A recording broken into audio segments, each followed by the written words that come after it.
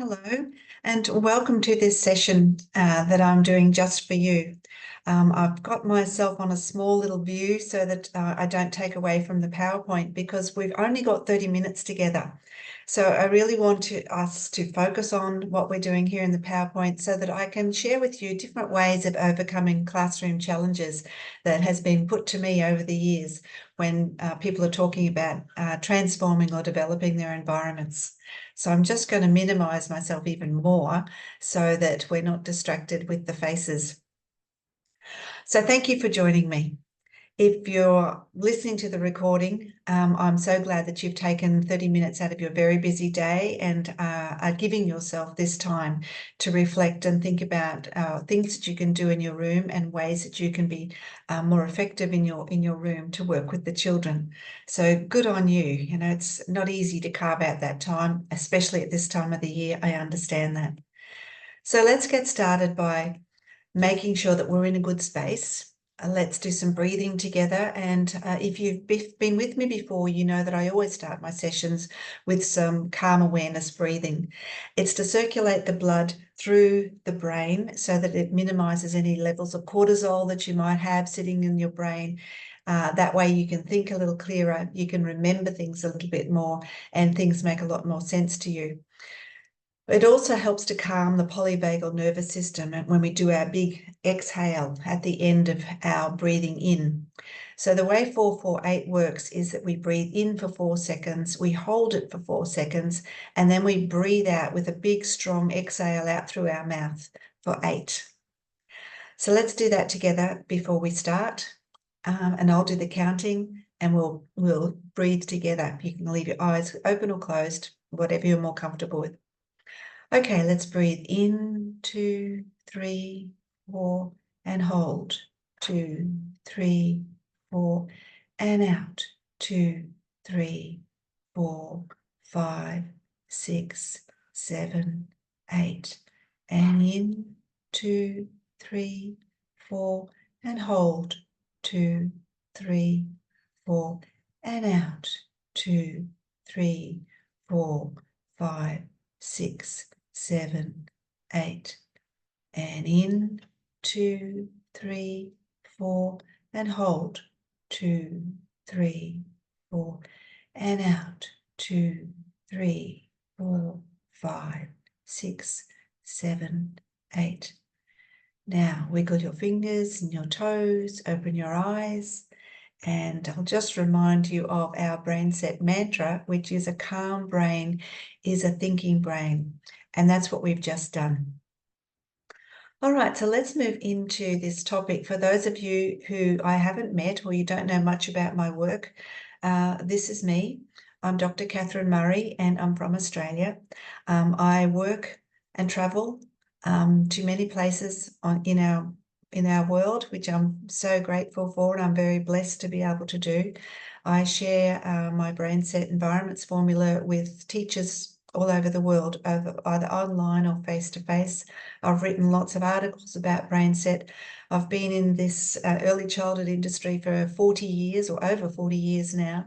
I've been a classroom teacher for 25 years. I was an academic in a university for, I don't know, about 12 years or so. And I've just recently given that up. And I've had my consultancy business for about, I don't know, 6 or 7, maybe it's even 8 years now.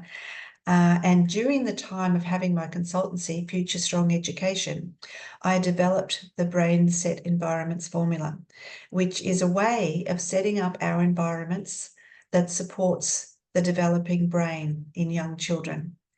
And it just changes the way we do things. It changes the way we teach, it changes the way children learn, and it brings this calm awareness into our whole classroom. And so the children are calmer, the room is calmer. I've been told that teachers actually have time now to talk to each other. So it's been a remarkable thing that I've watched evolve over the time that I've developed it over 4 or 5 years ago now, as I've seen it spread throughout the world. And I've seen the difference that it makes in children and also in teachers and families and communities, of course, because it all bubbles out. So we're not really talking about brain set today. We're talking about conquering classroom challenges. So have a think about what your challenges might be. And I'm going to go through some of the common ones that have come to me over the time when I'm working with early childhood teachers and educators. So conquering classroom challenges, because you know what, we all have them. I had them too, and I was teaching in the classroom. I was in the classroom for 25 years, and I was with an education department. So I was transferred around to different locations and just had to make do with whatever classroom I got. Sometimes they were big, sometimes they were small, sometimes they were medium-sized, sometimes they had lots of resources, sometimes they had hardly anything, sometimes the resources and the furniture was old and falling apart. Sometimes I had no help to fix things or no way of getting donations or anything like that. So you might have similar challenges, or your challenges might be different. But the purpose of this 30 minutes is for us to reflect on what our challenges are and what are we going to do about it? How can we solve our challenges? You might even have a problem with budget. Maybe you can see what the challenges are and you know what the solution is, but the budget doesn't help. So it could also be just classroom clutter. Maybe you've got too much in your room and it's causing this brain confusion, not just for the children, but for you too. Maybe the color is crazy colors in your room because, you know, years ago, the research supported multicolors in the classroom, and some cultural contexts like a lot of color in the room. But it's not so great for the brain when we're talking about learning. So we want to have these more neutral colors, natural colors of nature. Now, in those couple of photos there, you can see that there's a table there for the, it's a learning experience for the children, but there's not a lot on it. So in that way, that is a challenge because the children probably won't go to that space because there's not much there and they probably don't quite know what to do when they do get to that space. Now, on the other side, we've got a shelf that's got quite a few things on it. That's their art shelf. You can see the papers on the top are a little bit messy, a bit untidy, and it's a bright red. So that too may not be the best combination for children, and to clear that brain confusion, we need to have things displayed in a neat, tidy way for children because we're modeling those behaviours as well, and a more ordered environment lends itself to a more ordered brain, and a more ordered brain is a more calm brain, which is a more thinking brain. So it all flows on together. The bright reds, and in this particular room, this was in South America, there was lots of colour. There was lots of reds, lots of bright blues, lots of yellows. There was lots of colour. And whilst it was bright, it was also a little overwhelming. So think about the colours. And that's an easy fix. Have someone paint it like a beige or a pale green or something that's a little softer. Okay, so why are we doing this? Well, we're doing this because I've developed the brain set environments formula. And the SET in brain set stands for the survival part of the brain in the brain stem, the emotional part of the brain in the limbic system just behind the ear, and the thinking part of the brain, which is the neocortex, and that sits at the top of the brain. So that's the S, the E, and the T. Now, with the survival brain, we want to design our space and our room so that it helps children have that sense of safety. They want to know that they're safe in this space. They want to know that the roof's not going to fall in. They want to know that the furniture's not going to fall over on top of them. They want to know that they can see where they need to go next. They want to be able to see one learning experience from another, so they can do this thing that we call wayfinding and actually get to the other space. And that might sound like a little silly or a little, rudimentary, but it's really important for our brains, all of our brains, because we all have a brain. That's the one thing we've got in common. We all have a brain, and we all look for this sense of safety. We all have this strong urge to survive. And that brain stem is all about keeping your heart pumping, keeping your digestive system working, all of those natural things that we do to survive. But it also checks out our environment to make sure that it's safe for us. Now, in the limbic system, we're just confirming all of that. Now we're feeling safe. We're feeling like we belong. We're feeling valued. We're feeling loved.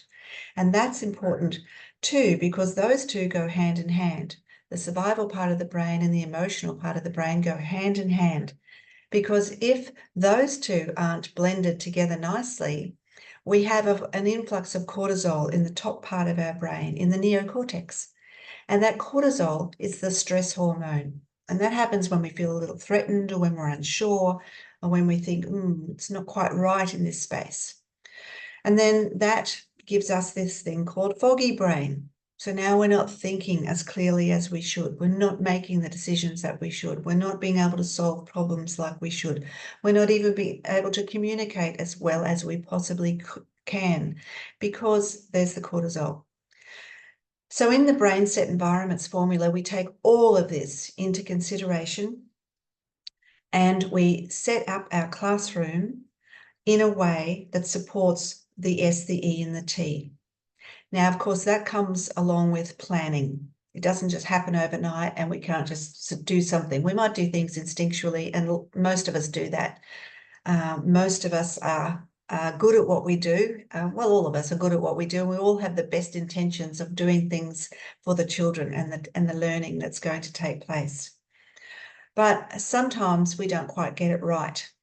And to get it right, there needs to be a look at what's going behind where we put the furniture, because it's more than just where we put the furniture. So let's have a bit more of a look at what this means for us, because as Gabor Mate says, safety isn't the absence of threat, it's the presence of connection.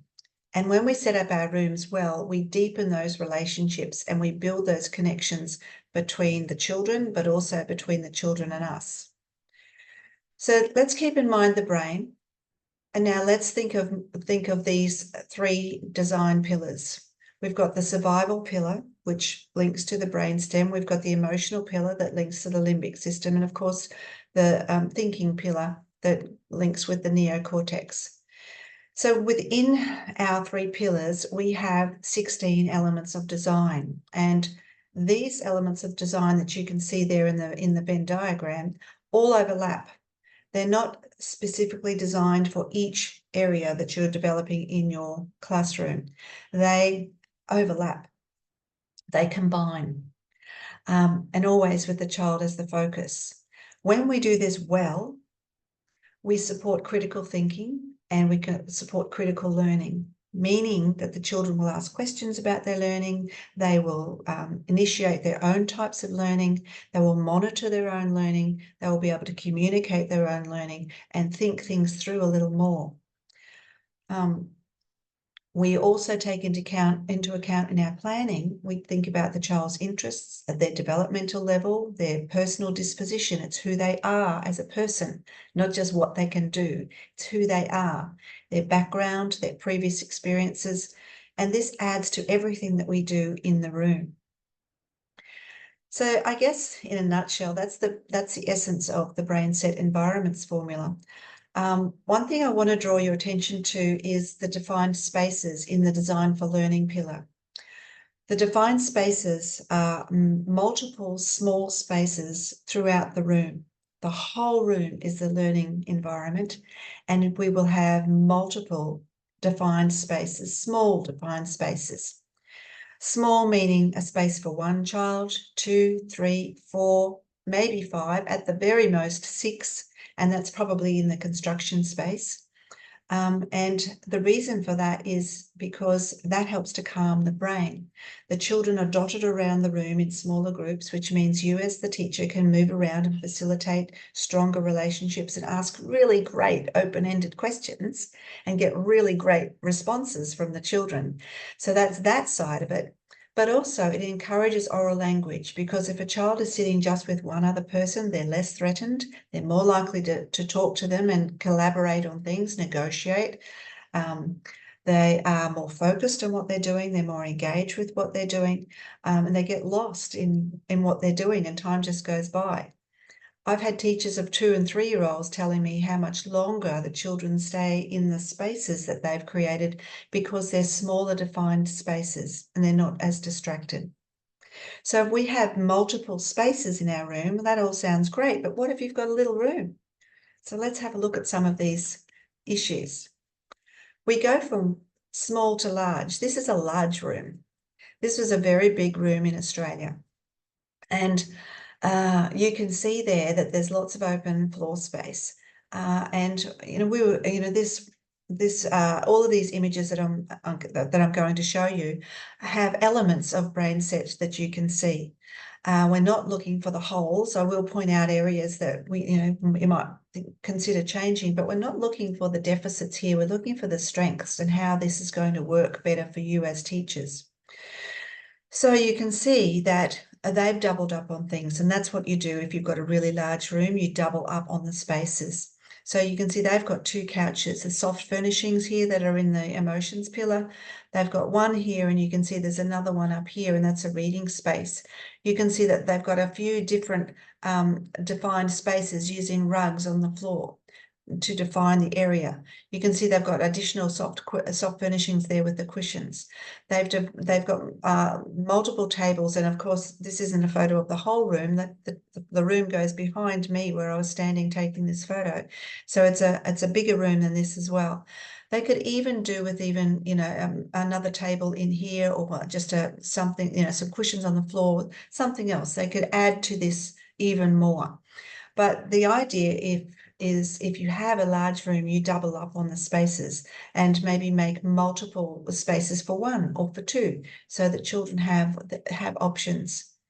It doesn't mean that you'll have all of your spaces full all the time, but perhaps if you have 2 construction spaces that are open for 6 children, you might only have 4 over here, and maybe you've got 4 in the other one. And in those 2 construction spaces, you might have the blocks, but then in one construction space, you might put some cardboard cylinders or some tubes of some sort. And in the other one, you might put some wooden people and some wooden cars and toys, because we're keeping it as natural as possible.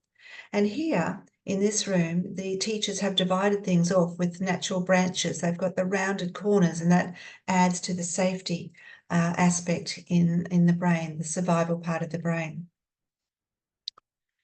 This is a really small room, and in this small room, the teachers have tried to be economical in the way that they position things. You can see that they've lowered the ceiling line using some plants. They've brought nature into their environment, and they've just made this dramatic play space. It's just a little space for 2, just tucked away in the corner. This one it's a larger room, but they've tried to confine it into these smaller spaces. But this is a room with multiple colours. So taking away some of that colour helps to calm the brain as well, doing as best you can. So maybe you could buy some different cushion covers and slip over the top of those bright colours. Maybe take away some of those plastic toys and bring in some more natural-based toys. This one is a room in South America as well, and this is a kindergarten room for 5-year-olds on the left-hand side there, and you can see it's a really small room, and they had lots of furniture. So some things you can do if you've got a really small room like this is maybe get rid of some of the furniture if you don't need it all. Like, be ruthless. If you don't need it, it can go. They rearranged it to look like this. They actually moved this blue shelf that we have over here on the left, they put it up through the middle of the room so they could divide the room a little and divide the tables a little. So it's a little more, it was smaller spaces for the children, I guess is what I'm trying to say. This big table here, this sort of horseshoe table, they moved it down here and they made that into like the dramatic play space, the shop area. You can also see here how much is on the walls. There's a lot of visual clutter that's on the walls, and that is part of brain confusion. So if you can, remove what you really don't need from the walls. And what you do have on the walls, try and keep it a sort of neutral sort of colour if you can.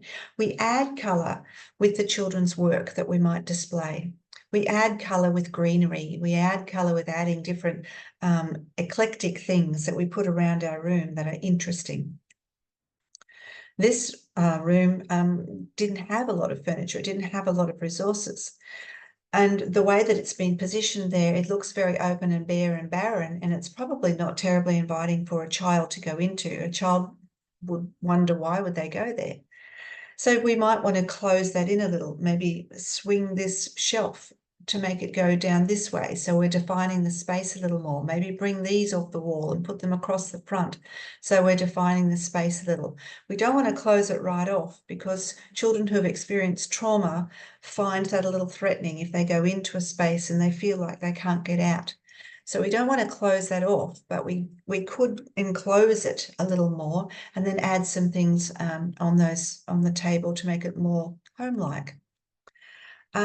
This room is a nice room. It's got a lot of natural looking things. They've positioned things nicely. They've got things on an angle. They've got some, the plants. They've divided things up well so that children can see where to go from one space to the next. You can make just little spaces, a little space for one, just so that children can have a little bit of respite, so they can get away from everybody. And this is a little Zen garden that was just in the corner of the room with a book. We want to have literacy materials throughout our whole room when we're having these defined spaces. We want to have books everywhere. We want to have paper everywhere. We want to have these defined spaces.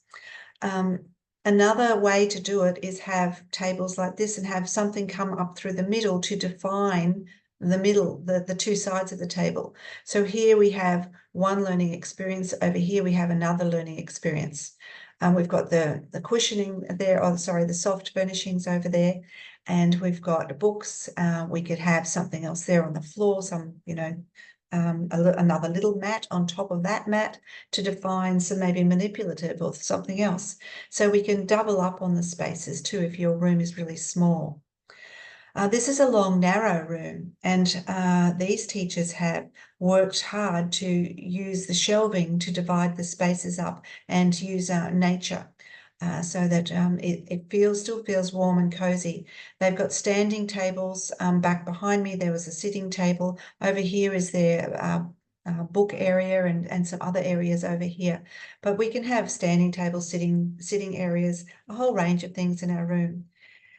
This room is this is just from Google Images, I think it was. And this is just a huge open room, and you can see that there's no real structure to it, and it's very open. And for some children, that would feel very daunting and overwhelming. And for other children, they would just want to run through the room all the time. So we need to be thinking about what our room is telling children. Here is a room where they don't have very much wall space.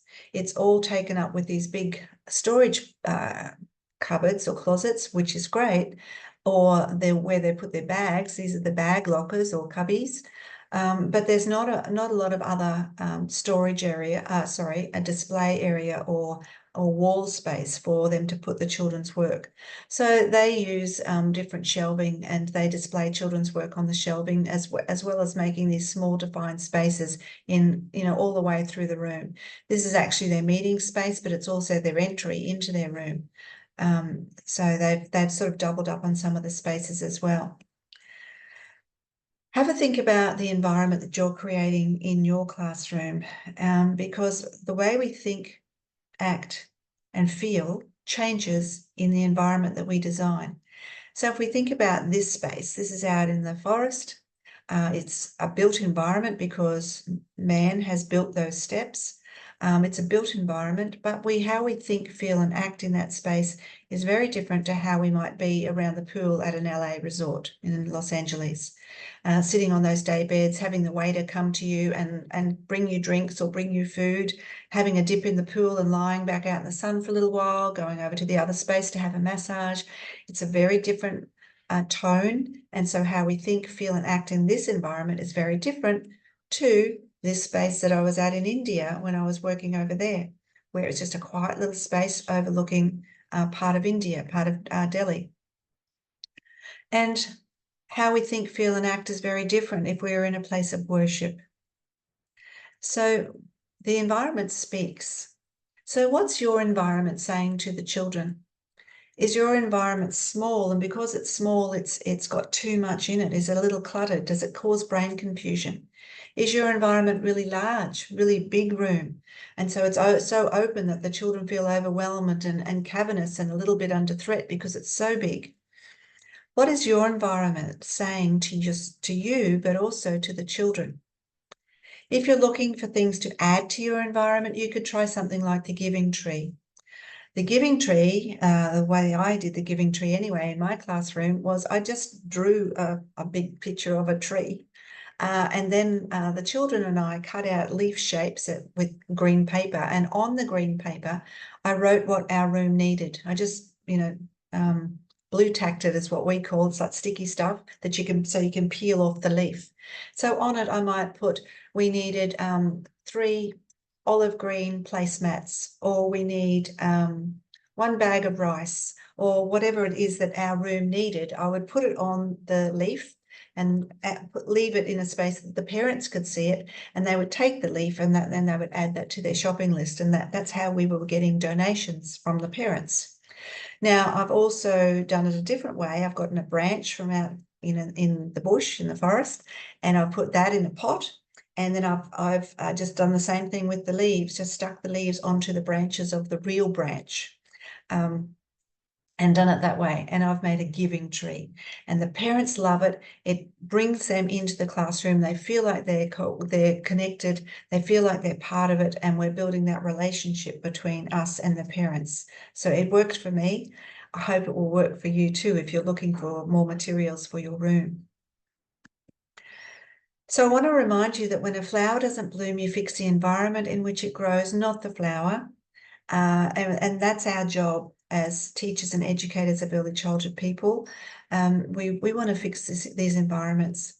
And finally, I want you to reflect now on what we've been talking about. What things are you going to start now? What are you going to continue? And what will you stop? What will you change? Now, I do full staff training in BrainSet and the whole BrainSet environments formula. If you're interested in having either an overview or a full training for your staff, I will do that online for you, or I will come to you and do it at your place. And so we meet together. This was a happy group of people in Los Angeles that I was working with a couple of years ago now. And we had a great time, and we spent the whole day together. The trainings, I can alter them. A full BrainSet training is 12 hours. And in that 12 hours, we go into your rooms and literally I help you lift tables, and we actually move things around and create an environment that is going to support children's brain development. So that's part of the full staff training, and 12 hours can be over a couple of days, or it can be a few afternoons, or however we need to design it to suit you and your schedule. So I do that. You could join our Futures Think Tank membership community, and in that membership community, we take a deep dive into one of those 16 elements each month. We do that in the middle of the month, and then you get a chance to try it out in your room for the rest of the month, and then we meet back at the end and we look at photos of your spaces and we discuss how that's worked for you, and give some feedback and share. That's our community that we're building to support young children's brain development. In December, I'm holding an online BrainSet course again. This is the last one for the year at this price. And to do that, you can scan this QR code and you can become part of the BrainSet group for December. That I will be offering them next year as well, but the price range will change in accordance with the 2025 year. All right, so if you want to contact me, you could contact me at Kathy@futurestrongeducation.com and ask any questions, or schedule a Zoom if you would like to. I've got a little link to my calendar there as well on my email, and that's me. You can also join our BrainSet Learning Facebook group if you would like to. You can join or you can follow me on Instagram, Future Strong Education, and see what we're up to. And of course, I'm on LinkedIn too. That QR code there takes you to my website and takes you to the Contact Us page, so you can contact us. All right, everyone. Thank you for viewing our webinar together. I hope I've given you a few little things to think about, and I wish you the very best in your future success in your classroom with your children. And I know that you're already doing a wonderful job, and if I can support you and add to that in any way, I'd be most honoured to do that. Okay, bye everyone.